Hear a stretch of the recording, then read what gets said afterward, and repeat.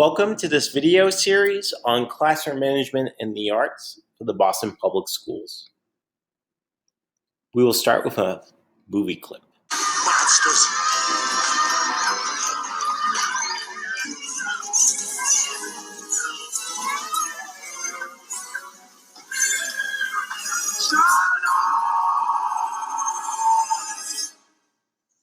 Shut up! Shut up!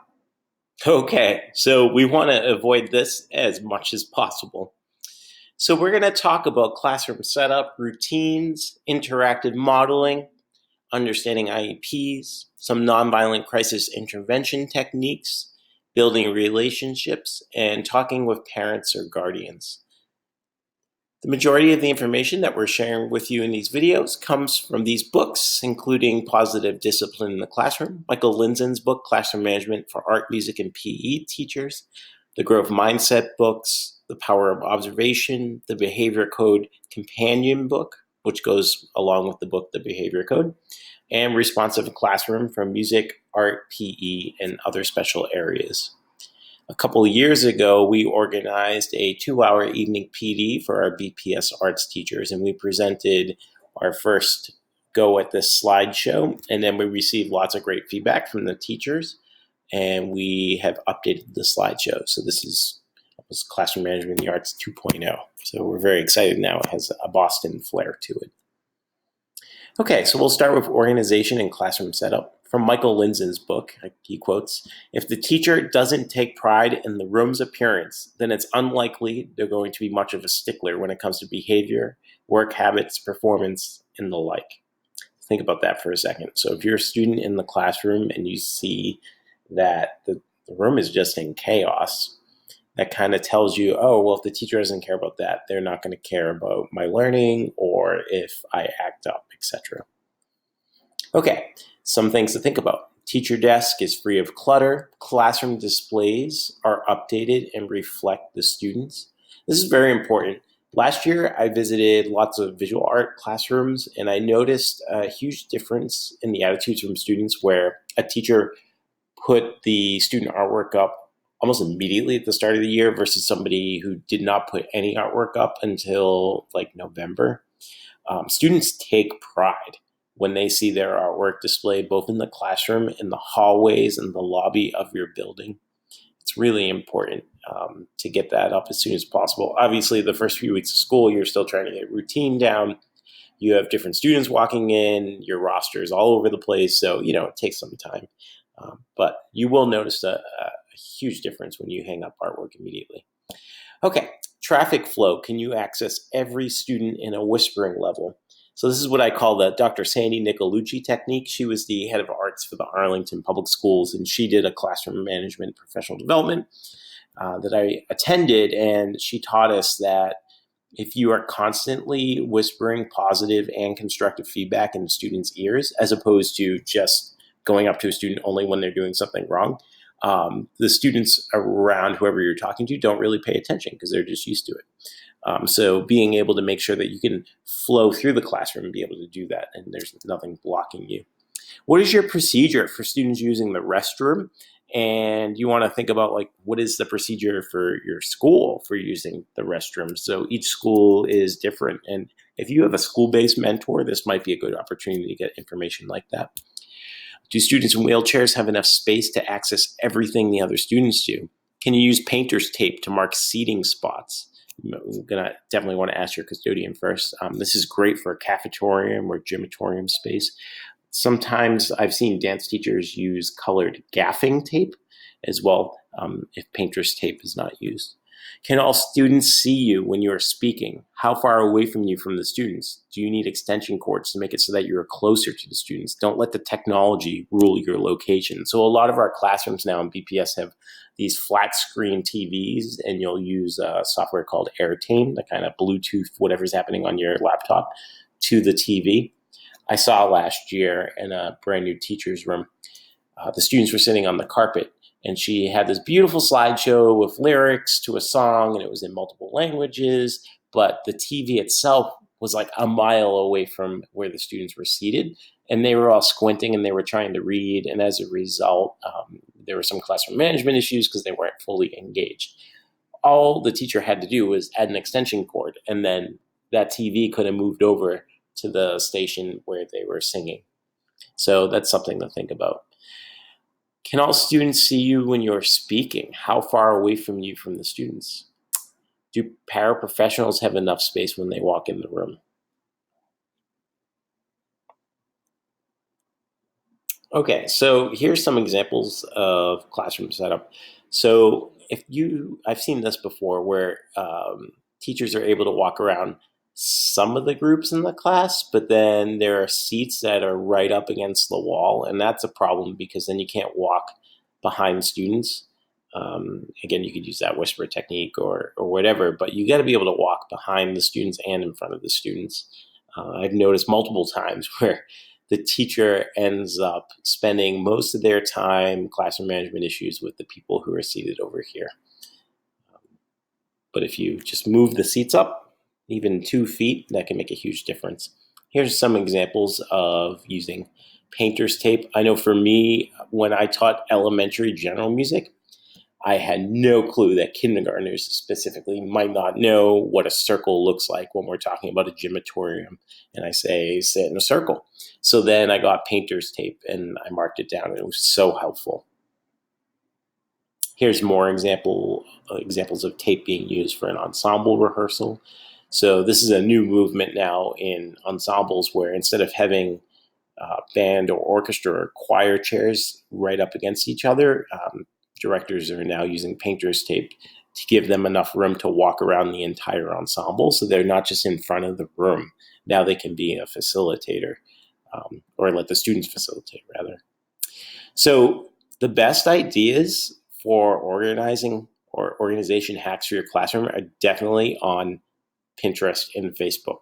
Check out all the different Facebook groups for arts educators. Start looking up on Pinterest. There's some things on there like Starbucks Your Classroom. It's really hip, so definitely check that out. Look how neat this is and organized on the right-hand side. I love it. When teachers hear the laminator is fixed, if you have things to laminate, just FYI, get them laminated ASAP. Laminators break all of the time. So if it's working in your school building, go for it. Okay, next, routines and transitions. Establish every single routine that could possibly occur in your classroom. Define how each routine and transition occurs. So think about how we move. What are the sounds and the volumes of the sounds that we're going to make? What is the length of time needed? What are the accommodations that need to be made? Can you visualize in your head what that looks like? So we're actually saying to the students, okay, we're going to take a moment and visualize. We're going to go from the carpet to the seats. Let's think about that in our heads. What does that look like? And then showing pictures of what you were expecting. And I'll give some examples later. A common mistake is making students be silent for every single routine and transition. I've seen a lot of new teachers do this technique, and I don't know where it comes from. And it's not like based off of the college you went to. I don't know. I've seen it everywhere. Everyone's using it, and it doesn't work. New teachers in particular, where you count down from 5, 4, 3, 2, 1. And I get to tell you, I rarely see it working. And I think teachers overuse that one. And instead, it's kind of like a deficit-based transition. Instead, why don't you make a transition fun by singing a song or doing a call and response clap, or even, but more than the, look up online some transitions for classes. There's some great stuff out there. Some other things about routines: entering a special area in the room, as well as exiting, getting, using, and putting away supplies and equipment, especially when we're talking about art supplies. In the beginning of the year, it's going to take a while for students to get used to a routine of cleaning art, paint, and brushes, etc., and tables. And I've seen teachers in the beginning of the year not put enough time into that class period to allow for that. And then what happens is the class just becomes a mess. And then the next set of students comes in and it's pure chaos, right? And we were talking about that earlier. So you definitely want to set aside a good chunk of time at the beginning of the year in your visual arts classes and your general music classes for cleanup. For dance class, what I have seen really successful is when you have the students at the end of the class set up for the next class period. So that means like resetting up the colored circle mats or moving chairs in a certain direction, etc. Okay, getting back to this. Sharing supplies and equipment, moving into different class formations, circles, lines, etc. Moving to a new location within the room, finding a partner, getting a drink of water, using the restroom, asking for help, following evacuation lockdown procedures. If you're in a music room or a theater, moving on and off risers, taking the ready position for instruments if you're teaching an instrument, using music stands, singing or playing at the appropriate volume, and getting out and storing musical instruments. Example routine for students taking out instruments. So you might have student managers pass out instruments, sing a song explaining what the transition or routine is while singing, have a song and actually doing it, have a song playing in the background, have students find the beat when they receive an instrument. So this was a game changer for me when I was teaching elementary drama music. I had everybody sitting in a circle and I would pass out. I had like 20 instruments and I would yell at the students, do not touch the instruments until I say to. And then I found myself, I recorded myself, and it ended up that I was spending like 20 minutes yelling at kids about not being compliant. So then I tried a technique where I played a piece of music and I said, as soon as you get your instrument, find the beat and play with it. And that totally was transformative. So that small little change kind of made a huge difference in the overall vibe of that class period. Think about ways to have small groups go get instruments instead of all the students rushing to one area. Same thing for a visual art classroom or theater classroom. Label supplies with pictures. This is especially important for our English language learners. Describe the expected noise level during the movement of getting instruments or supplies. So silent or whisper or inside voice. I think sometimes, like that 5, 4, 3, 2, 1 thing I was talking about, I've seen teachers expect complete silence during all transitions. And it's just, I don't know, that's not natural in an arts class. Students are excited to be there. So if you can somehow get the art form that you're doing in your class and utilize that during a transition device, all the better. Okay, so here's an example of a daily routine in general music class. Teacher meets students in the hallways, greets the students. Students sit on the carpet, they sing the hello song.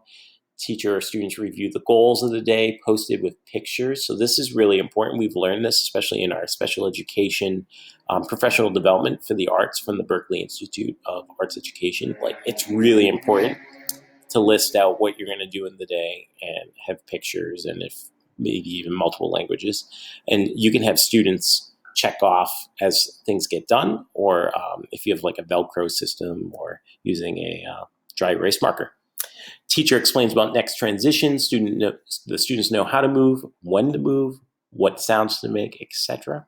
After multiple activities, the teacher wraps up the lesson, and students put everything away and can even set up for the next class. And I was talking about that with the dance class, how the students would put the rubber circles back. I'm just going to transition off to an example. Here's a daily schedule example one of our dance teachers made last year. Earlier, we talked about making sure we reflect our students and what we're projecting or hanging up in the classroom. So this is pretty cool. She took pictures of her students with the different activities.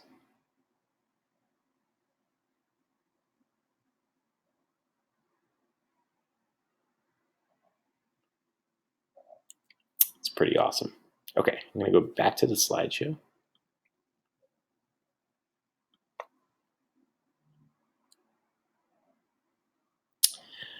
So this slide actually comes from a training from Portia Abernathy from Very Special Arts, Massachusetts. And this is specific to dance class. So this was the slide she showed us, again, about the importance of having a class schedule posted with pictures. And on the right-hand side, you can see that. This relieves anxiety, encourages self-regulation, cues other adults in the room, and highlights anything unexpected. That's pretty spectacular. I love this slide. And actually, we use this diagram on the right-hand side last year as a way to think about elementary drama music. Like when a student comes in the room, what does that 15-minute period look like? And then we worked on building some curriculum, which I shared out to the elementary drama music, the new teachers. But these were developed by 8 of our elementary classroom teachers throughout the district. So I really love this one slide. Okay, interactive modeling. So when to use interactive modeling? When teaching about routines, transitions, using and caring for supplies and equipment, content skills, and social emotional skills. So we use interactive modeling instead of just telling students what to do. Oftentimes, we give students a lot of directions. We talk way too much, and they lose track on what we want them to do. And then when they don't do it, again, this is a compliance issue, and then we yell, we have classroom management issues. So let's not go down that spiral. Here is the 7 steps of interactive modeling. Say what you will model and why. Model the behavior. Ask students what they noticed. Invite 1 or more students to model it. Again, ask the students what they notice when the students model it. Have all students practice it and provide feedback. So this comes from the Responsive Classroom book. And you can print this out. I will put it on the Google Classroom as a PDF. It is worth it to actually write it out. I've done it before. As you can hear throughout this slideshow, I talk too much. So one of my goals as an educator is to refine everything I got to say. Can I do it in half the amount of sentences that I do? And this is really helpful with that. Some other ideas are using hand signals. That way, that cuts down from that time when you ask the students, okay, who's going to answer this question? You ask a question. And then instead, they raise their hand and they say, can I use the restroom? But if they use a silent language technique, or a hand signal rather, I don't want to get that confused with silent language, that's helpful. Some other cool things that you could do as transition devices is a singing bowl or a rain stick. So these are really great for opportunities when students should be given some transition time to end their conversation. So if you do like a think, pair, share, for example, and then you're like, okay, you have 5 seconds, 4, 3, 2, 1. They have to stop their conversations. Nobody, even us as adults, likes to stop our conversations. So instead, you could use a singing bowl and just circle it for a good 15 seconds and let it ring. And you tell the students, by the time you do not hear the singing bowl anymore, the vibrations stop, you should be done speaking. Okay, IEPs. Read through all documents before disciplining a student to make sure you're making the accommodations. So I've seen new teachers especially really go to town getting angry at students, and then they call home, and then the parent will ask, well, did you read my child's IEP? So very important. It's really good information in the IEP, and you need to read it as soon as possible. Make a plan for accommodations. Seek assistance from the special education department when needed. Understand that if a student acts up, it might be avoidance behavior. You might not be accommodating. Instead, you're just letting the behavior continue. And observe and document a student's behavior and ask for help, again, from the special ed department on how to accommodate. So an awesome resource. I love this. It's understood.org. I'm just going to go to it.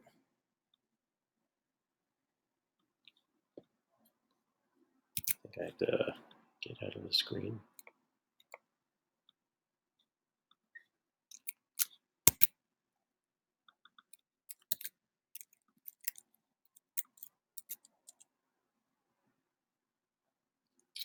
So you have to check out this website. It's so amazing. Let's say I pick grade 2. Attention issues, continue. Get started.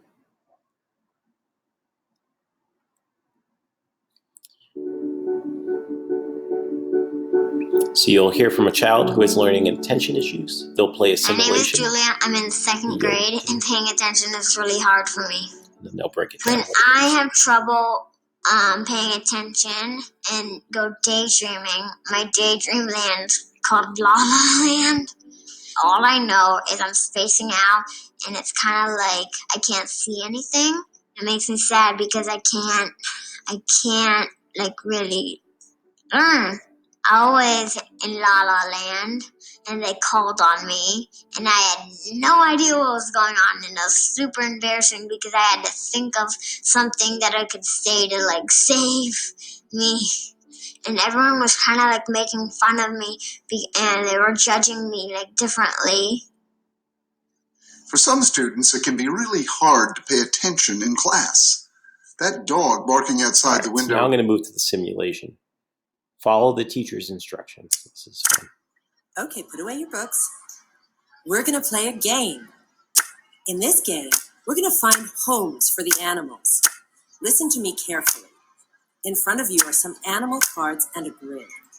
I'm going to tell you where to move each animal card so every animal ends up in the right place on the grid. Are you ready? Everyone take the snake card. Now look at the grid. Put the snake card on the camel in the grid. Got it?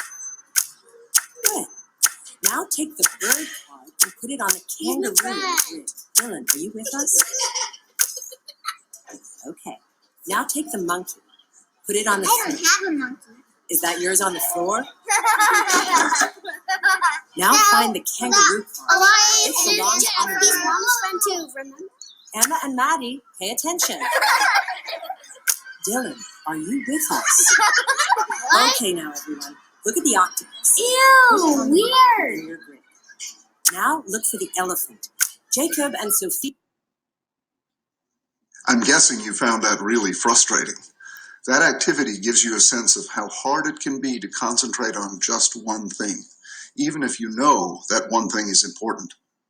That's what it's like for our kids with attention issues. Their brains are wired differently. I like to describe children with attention issues as having a mind that's a powerful race car. Okay, so FYI, this website is very addicting. So get ready. It's almost like a Netflix thing where you watch a whole series on a rainy day. So it's an amazing resource, though. Okay, so I'm going to go back to the slideshow. All right. Philbrook really training staff and creating behavior intervention plans for students with mental health profiles So this is a that great demonstrate explosive and podcast on creating the behavior code. You definitely want to listen to that. That's a link in there. If we know the triggers, how do we cut down on them? Also, how do we teach kids to cope and overcome some of these issues? Okay, times of crisis. So something goes wrong. You look over. 2 students are fighting. There's a complete meltdown with one of the students. We see the iceberg, meaning we only see what's happening up here, but we don't. This is like the student getting angry or crying or having a meltdown. But what we don't know is what's underneath this water line. And that can be anything that happened during the day, even from the moment they woke up before they got to your classroom. So the crisis cycle. So we have a stressful situation or incident. A young person's feelings are hurt. And then there's a behavior. There's an adult response. And sometimes based on the adult response, the crisis circle just keeps going and going and going. Important to know. So during this moment of crisis, a student can only hear 7% of what you're saying. They see and understand 55% of your facial expression. They understand 38% of your tone of voice, but again, only 7% of your words. So one de-escalation technique is called active listening, where you focus on what the young person is feeling and discover the underlying causes of the behavior. How can we utilize this skill during a class period? Tone of voice, calming responses, and understanding responses help young people regulate. Door openers. I'd like to hear more. Tell me more about that. As opposed to, go on, I see. You could say, how did you respond to what happened? What happened after that?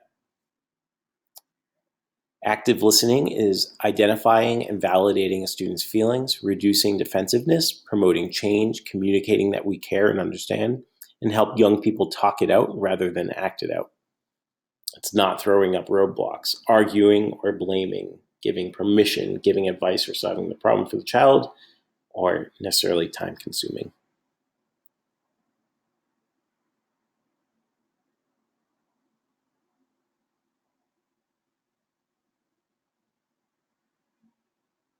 I like that. Reflective and summarization shows that you are understanding.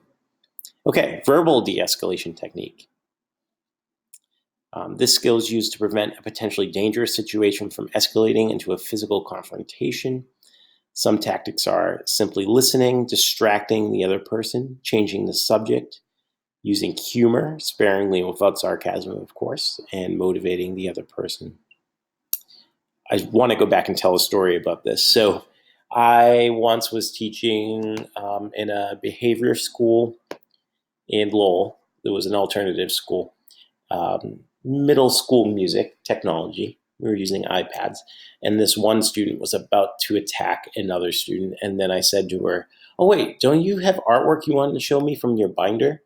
She literally stopped everything she was doing, went to her backpack, grabbed the binder, forgot what the whole incident was about that was about to happen and get worse. And she showed me her binder of artwork. It was amazing. And I got that through nonviolent crisis intervention techniques, specifically de-escalation techniques. Okay, building relationships with students. Anderson. Here. Bueller. Bueller. Bueller. Bueller.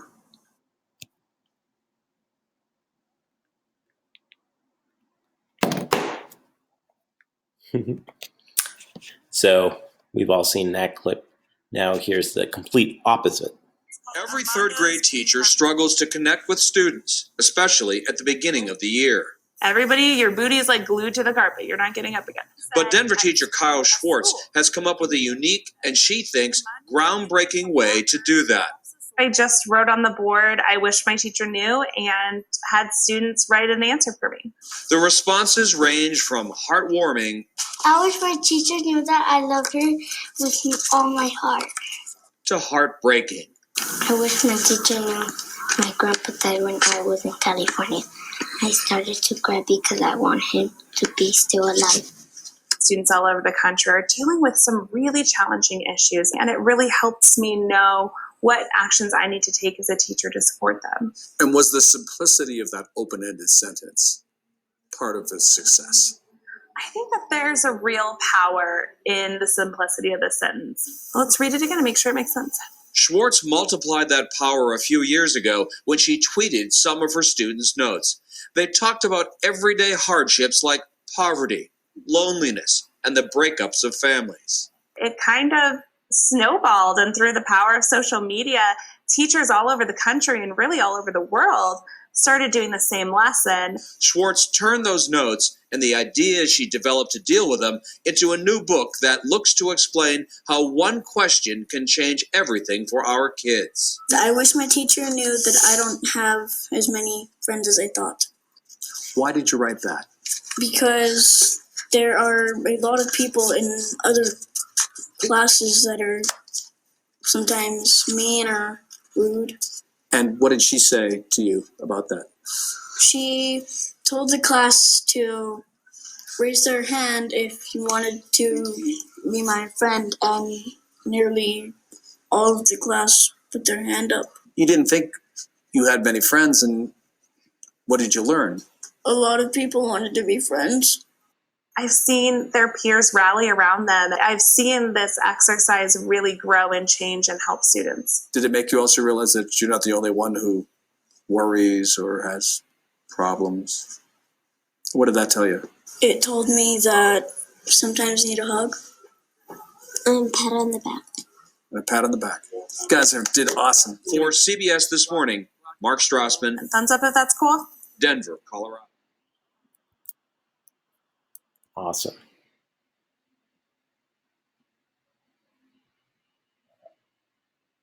Here's a box that one teacher made for I wish my teacher knew. Something I did in my previous school district was we had good news from school postcards. And the cool thing about this is that it can be hung up on the refrigerator. If you don't send it in the mail, another cool idea would be to just even get magnet tape and put it on it so that way that it can be hung up at home. Parents love this, as do students. And phone call home, nothing beats that, right? So there's different, we have in here a couple of scripts that you could use, but in one of the trainings we went to with Very Special Arts, we were told one great technique is just to call a parent and say, tell me about your child. And that way the parent usually won't be as defensive because it doesn't feel like you're calling with 5 million issues to talk about the child, but rather this is an opportunity for them to just tell you things that they probably think you should probably know. So that's a really great technique. Here's some other ideas about some things to say.